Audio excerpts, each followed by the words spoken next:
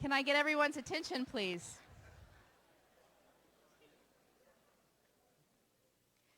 The scene is a psychiatrist's office on May 3rd, 2014. Brian has made an appointment after having problems in his job. He works as the hidden voice of a large papier-mâché puppet in Harvard Square.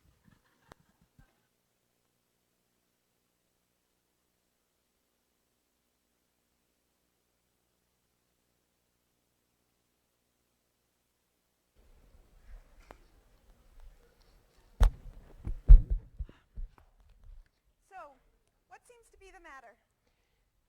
Doc, I've been miserable for about the last decade. Ever since I led that course, Religion 1529. Oh, yes. I know about that notorious personal choice course. Most of my patients are graduates of that course.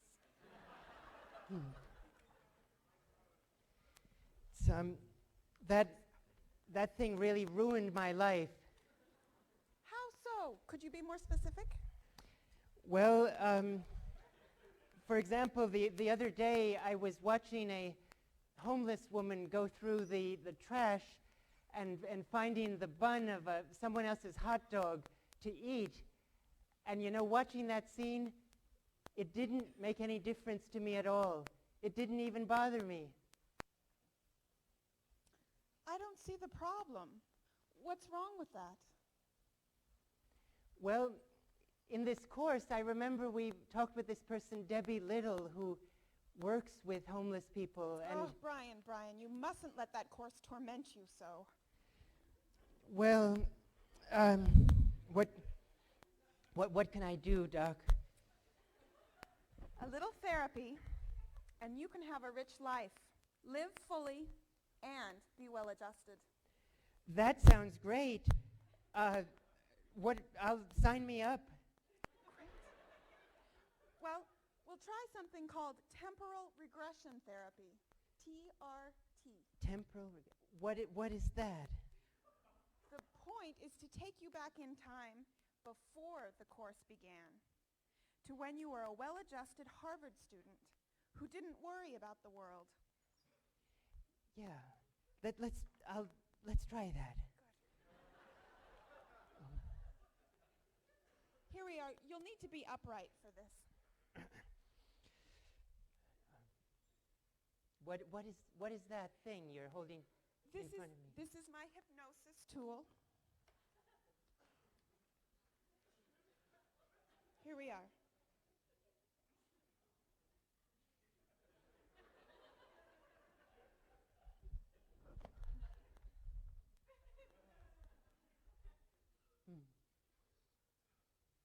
What do you see? The scene is the last day of the freshman urban program, when first-year students work with people in need of help.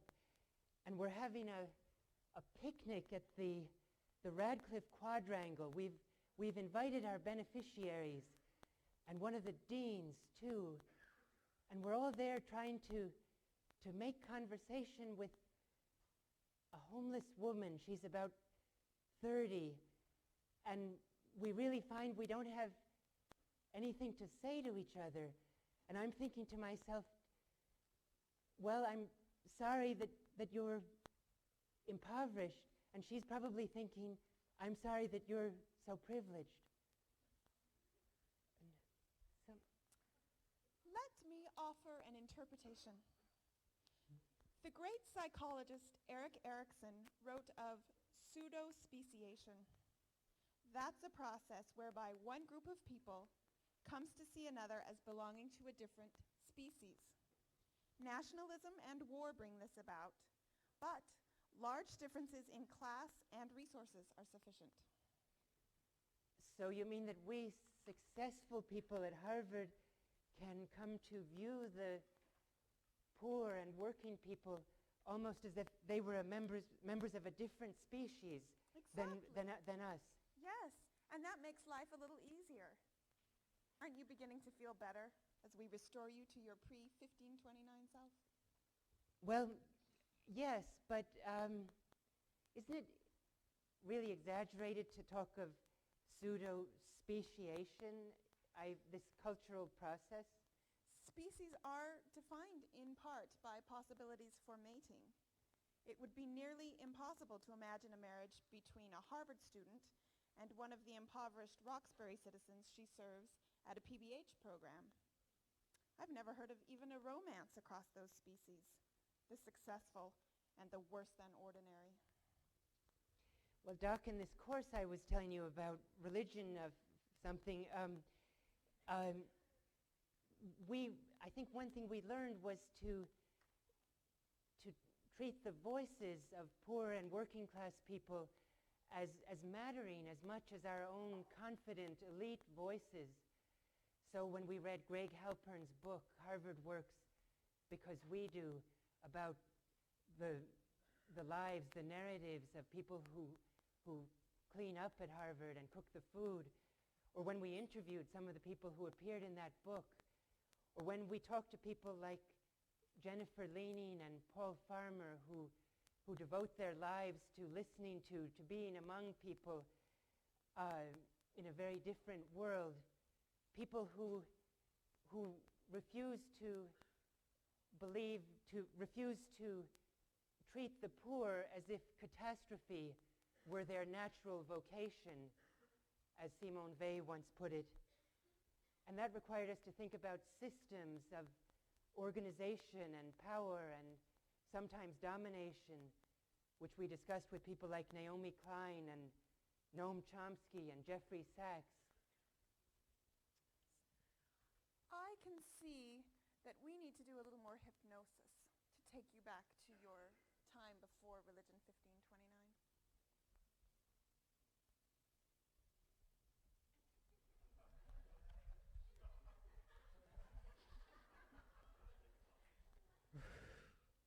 Tell me, Brian, what do you see? I see colors I never knew existed. I see this oak-paneled room. The oak has just a tinge of purple. And the people sitting in this room were all gathered around this powerful man, some kind of chief executive officer. And he's telling us about himself at length and making some jokes, and we're laughing at the jokes. And then we're all trying to talk with him afterwards, and we're hoping to get a job from him in his organization, some really attractive job. Good adaptive behavior. I'm glad you learned something at Harvard. But then in this 15, 20-something course, we learned to be skeptical of such men, such masters of the universe, as Tom Wolfe calls them, those who are used to giving orders, to be able to reshape whole economies according to their own wishes. Not that they are always wrong, but we learned we had to be really skeptical of men like that. And some women, but these days it's mostly men. Brian, you have got to learn to please the powerful and not step on any toes if you want to make it in this world. And that should be easy for you. Harvard students are selected for deference, among other qualities. Many incipient rebels and boat rockers are removed from the race at earlier levels of the education system. Then the Harvard admissions office does the final weeding out. Thank goodness. Well, yes, I suppose that Harvard students, and I speak as a former Harvard undergraduate, are by definition good at getting into Harvard. That seems logical. And we can say that for certain, and a certain piece of that is being good at being able to please high school teachers, recommendation writers, alumni interviewers, other adults in authority involved in that admissions process. And I remember the political scientist Cynthia Enloe, something she said in a smaller discussion after class that she felt that Harvard should offer a BD degree, Bachelor of Deference. One could even wonder whether certain forms of elite education produce the kind of citizenry who could, for example, watch a politically divided Supreme Court majority suspend the Florida recount in December 2000 without massive public dissent and resistance. Listen, Brian, just don't step on any toes, okay? Don't bite the dog that feeds you. Don't bite the dog that feeds me. No, but I think I already have done that, because in the spring of 2001, there was this living wage campaign and this emergency meeting of the faculty.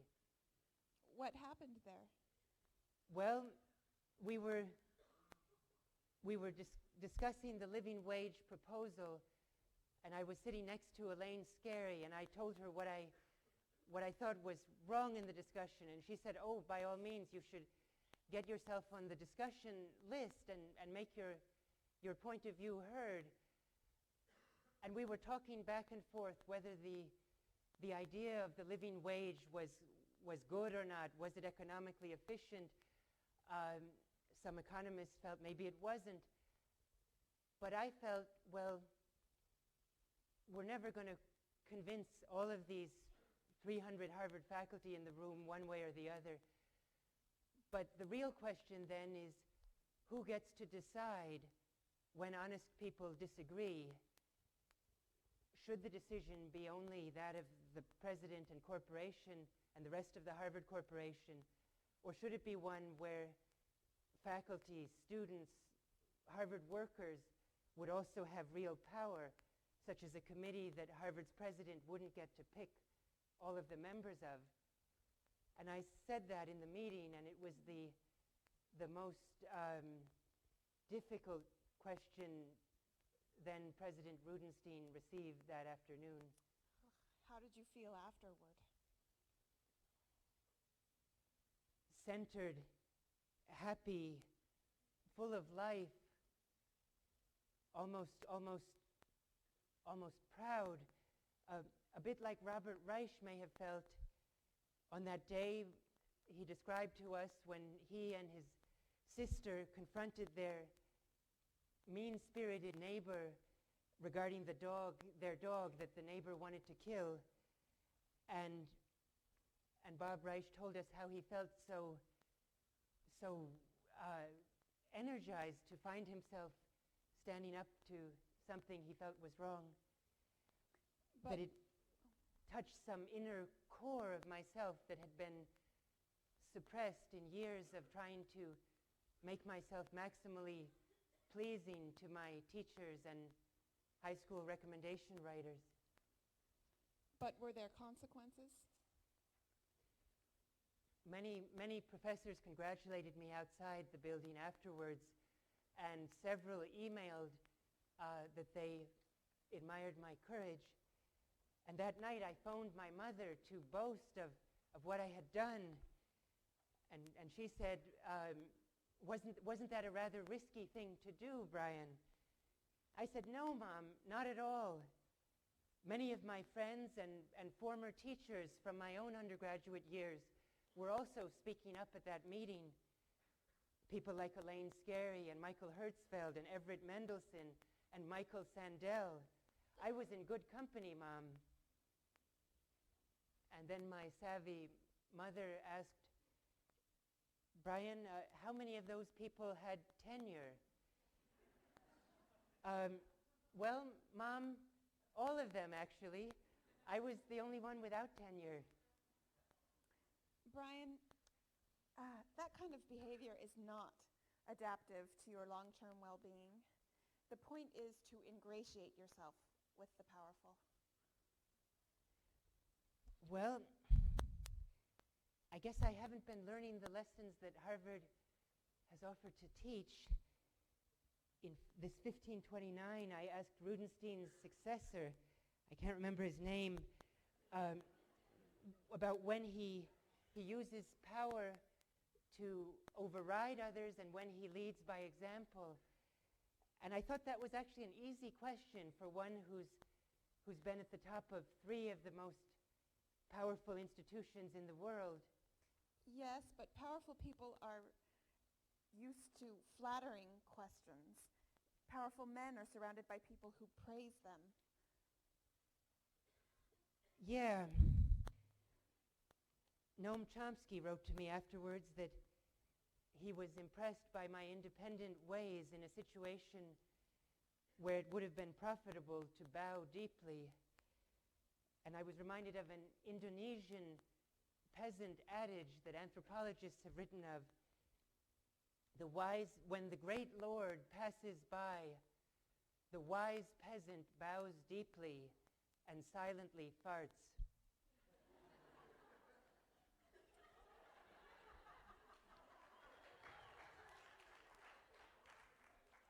Anyway, tell me about your current job.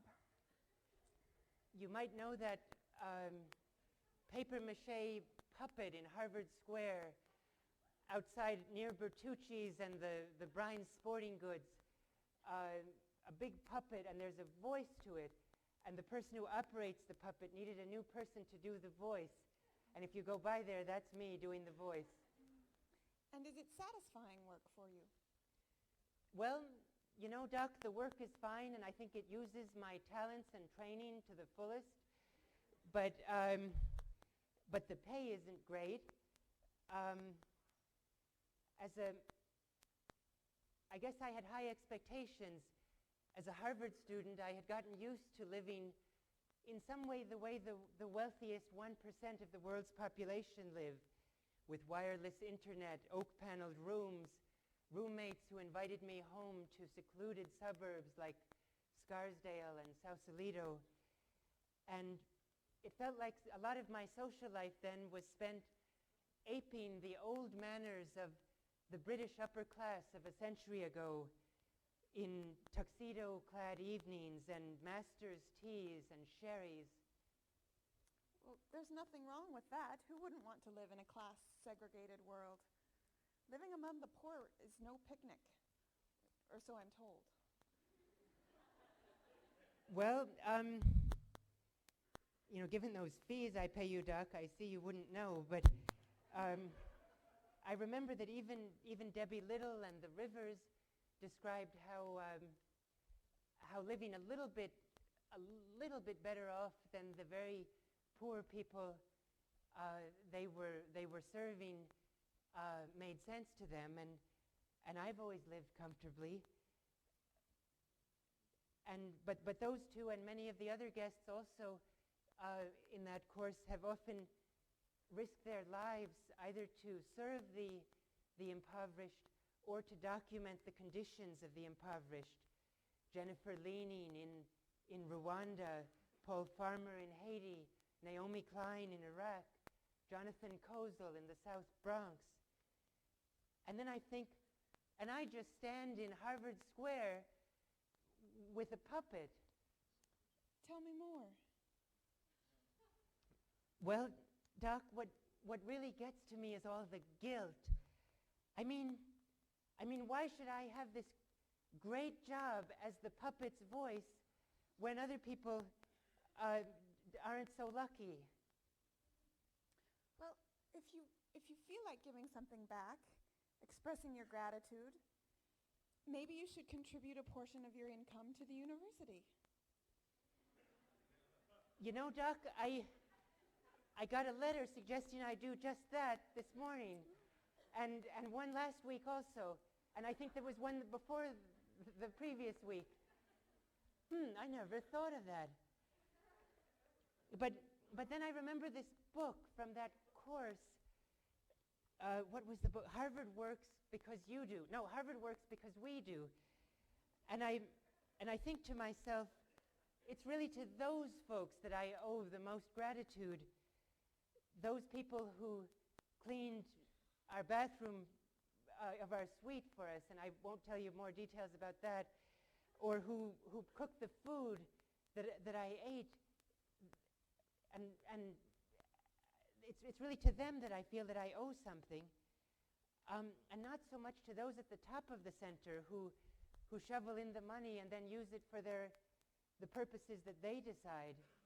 I mean, should one give to help perpetuate a system of privilege when it's not the privileged ones that I feel gratitude to? Do you mean to say that Harvard's fundraising apparatus is a machine for directing gratitude upward, thereby perpetuating a world of privilege and exclusion? Yeah, that's what I was trying to say, that the guilt that I feel for being privileged to stand outside Bertucci's and be the voice of a puppet gets channeled into contributions to the world's richest university. That doesn't make sense to me, because I don't believe in rule from the top. I believe in democracy. Anarchy. Not anarchy, democracy. For example, having the elected representatives of workers and students and faculty and alumni and the community sit on the Harvard Corporation instead of having it be an all-millionaires body. You could never introduce any democracy into Harvard. Well, I thought I tried to, or I thought so. In my seminar on human sacredness, groups of students selected all of the readings each week after the first 3 weeks, and I had no veto power. But you had plenty of veto power in your 1529 course, didn't you? Like a McCarthyist censor. Like a McCarthyist censor. Thanks, Doc, for that interpretation. You know, when I first taught with an interview format, there was no organization of questions. The guest would just call on people at random, and we would jump around from one political issue to another, often with very little connection to the course theme of personal choice. And then we found out that many of the questions turned out not even to be posed by students in the class, but by other students who were sitting in without taking the class, but just felt interested in that day's guest. And so the students who were actually enrolled in the class demanded that I make the question process more organized. And they felt that if only a few of many hundred students would actually get a chance to ask questions in a given hour, it was important that those questions deal with the course themes and that they come from students enrolled in the class. So what did you do? I set up a system where the teaching fellows made the first cut, and then Kate Holbrook, possibly you know her. I don't think so. Kate Holbrook and I made the second cut, alternating on different days. Did that work well? Much better than in that first year, because we pushed our guests to talk about personal choices like child raising and whether to live in a modest neighborhood and when to risk one's life, rather than more random questions about the liberation of Lapland. Was it democracy? Well, not exactly. It was still the course teachers making the decisions, but I think the interesting thing is that it provoked a longing for democracy. You know the saying, give them an inch and they'll ask for a mile, because I deconstructed part, but not all, of my own authority, mainly by making myself accessible. Accessible via weekly class dinners. I don't know of any other course that did that. Or field trips, or a wrestling match with Jesse Ventura. I don't know what that has to do with accessibility.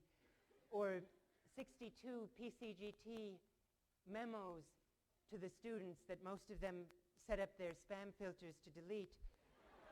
each of them bearing my home phone number, and trying to adopt what some might consider to be an unstuffy demeanor.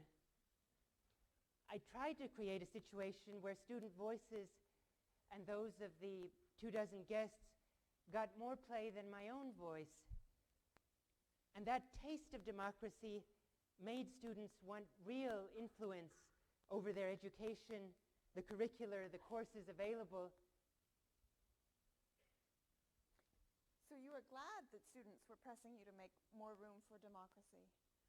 Well, retrospectively, I see that they were right, absolutely, that why couldn't we have set up committees of students to decide the questions each week with no teaching team role at all? Absolutely, that's a good vision of democracy, one that I should support, one that I should be, and anyone with the authority of being a teacher should be pressed on.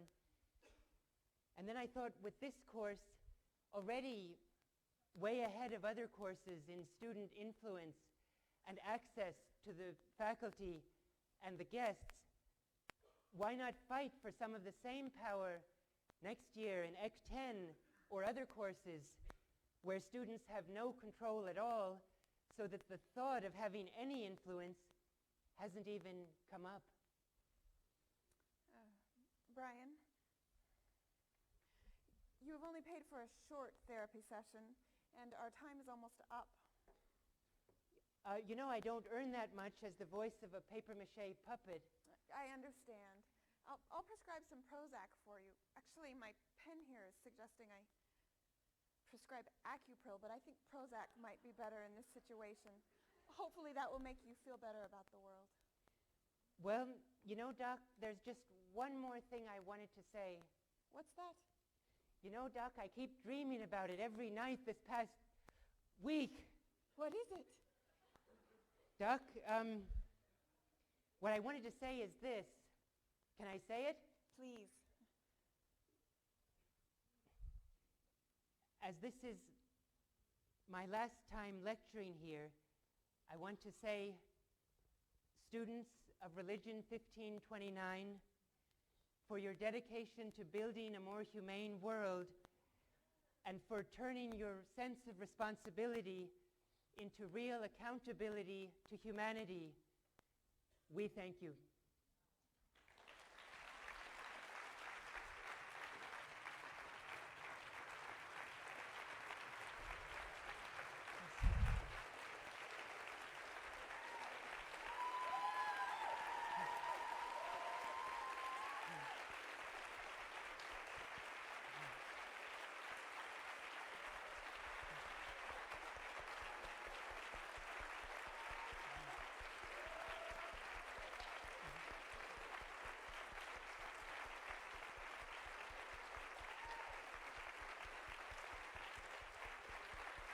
Thank you.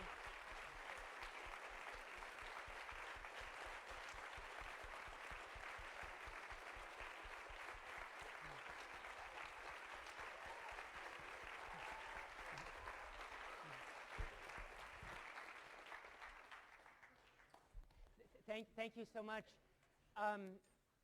On Wednesday, we have a special guest who was postponed, as some of you know from this morning's email, Jonathan Kozel, and he will be with us at 3 to 4 on Wednesday for the usual session, and then he'll be staying from 4 until 5:30 for continued discussion with those who are interested. He also mentioned that for a next project that he might be doing, he may need to be finding someone to work for him as a research assistant. So if you're possibly interested in that, you should make sure to come on Wednesday and to stay for the second hour as well. I would recommend.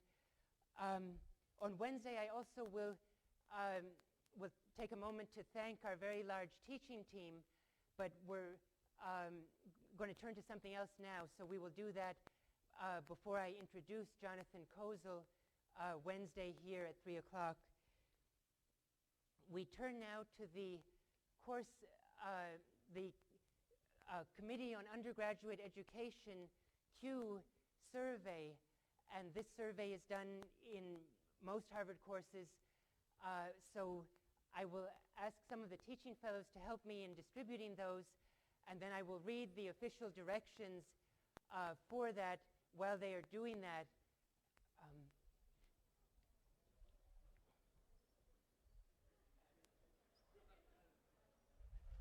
Okay.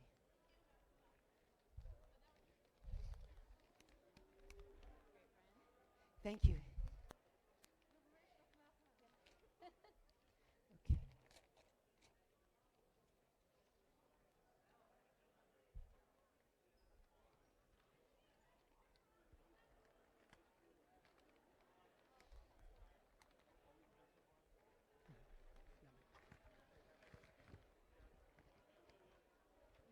Okay.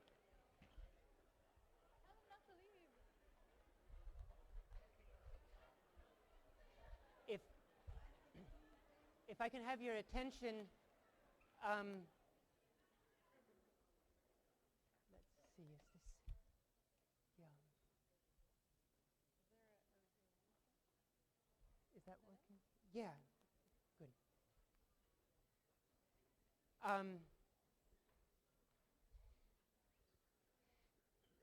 If I could have your attention, please, I'll just read through this as we're passing them out.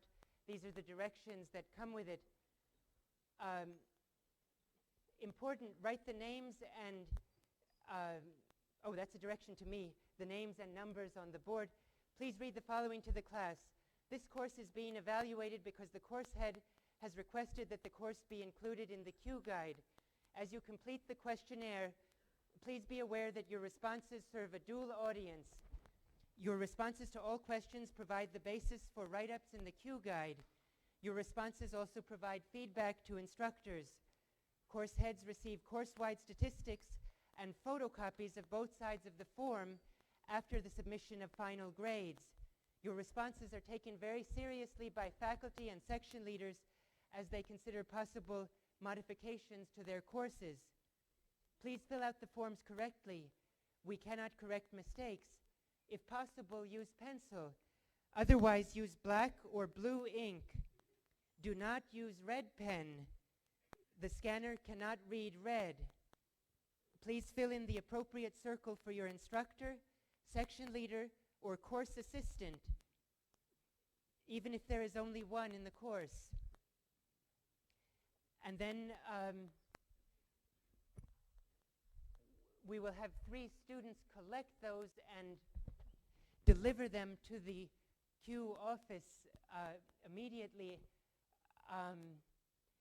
And do you want to?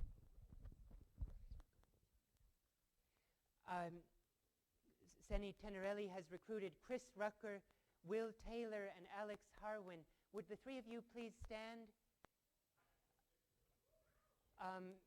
Where 1, 2, and where's the third? Yeah, you 3. So why don't the 3 of you, okay, you're already on the aisles, so that's, or if you 2 maybe change. Again, 1, 2, and 3, those are the people you can give your forms to.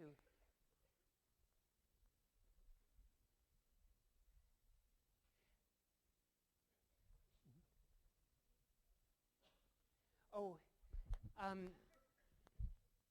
the form that came from the Q office that we put on the board has the M's in Emma's name wrong.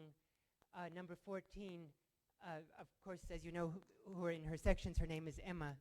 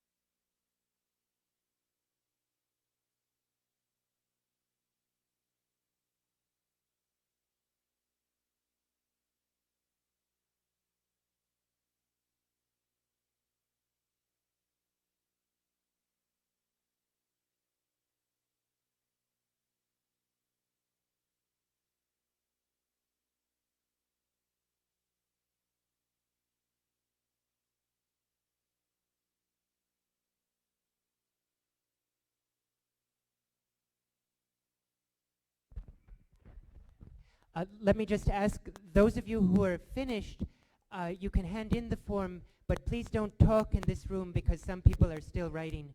Thank you.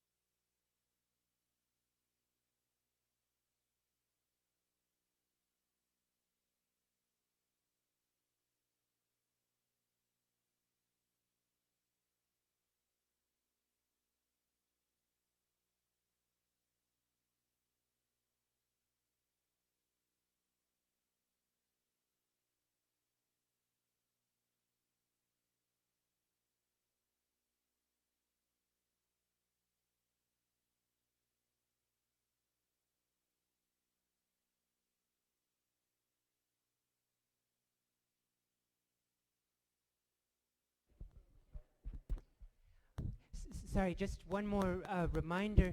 If you are finished with the form, you can hand it in, but then please move the conversation to outside the room because some people are still writing.